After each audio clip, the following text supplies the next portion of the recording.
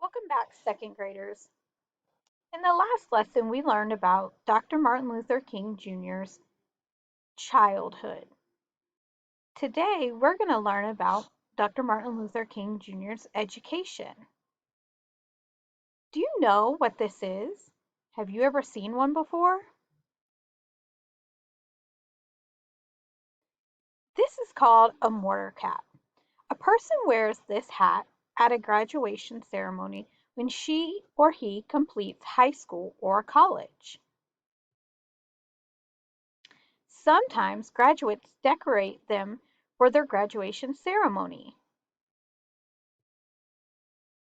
If we had a graduation for second grade, how might you decorate your mortar cap? Stop and think what you might put on top of yours that represent who you are.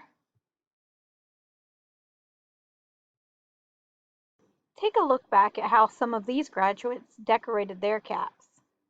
They represent who they are and what they hope their future will be. Notice here you have a future teacher. This person said if you can dream it, you can do it. Genius in the family. Some people have different sororities. Some people have their family information on there, like they want to say hi to their mom and dad. Some people might be an art major. So think about different things that represent you and your future. Dr. Martin Luther King Jr.'s education was very important to him. Chapter 2, Finding a Voice.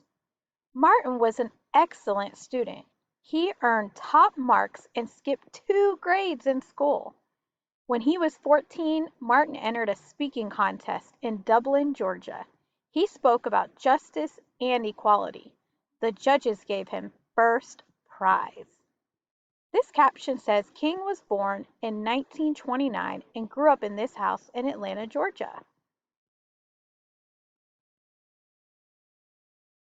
In college, King learned about nonviolent action. He found out about ways to change unfair laws without violence or fighting. Speeches could change what people thought. Marches could show how many people wanted a change. Sometimes people broke an unjust law. King hoped to end segregation with these types of protests. King entered Morehouse College in Atlanta when he was only 15. That's pretty impressive. There he is, right here.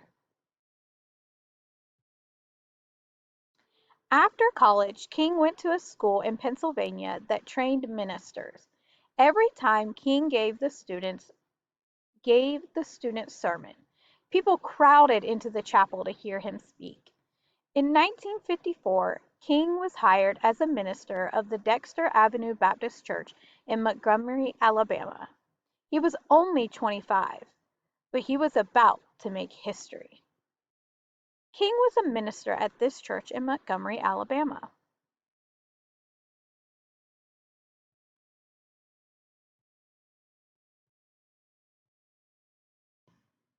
The title of this chapter is Finding a Voice. After reading this, it makes me wonder, why would they title it Finding a Voice? What do you think finding a voice means? Stop and think about that a minute. When Martin Luther King Jr. was a student at an early age, he was able to enter a speaking contest and he won. And he was speaking about justice and equality. Next, we learned that in college, he learned about nonviolent protest and how to get across to people without causing trouble.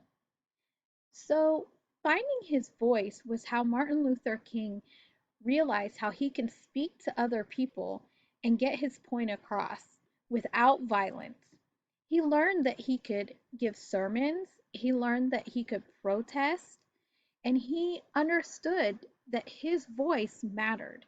And he understood that he could reach millions of people if he used his voice in the right way. Reread this page. In college, King learned about nonviolent action. He found out about ways to change unfair laws without violence or fighting. Speeches could change what people thought. Marches could show how many people wanted a change. Sometimes people broke an unjust law. King hoped to end segregation with these types of protests. So he realized that he could show other people through protest. He understood that he could give speeches and that he could lead marches to gather others who understood what it meant to create change.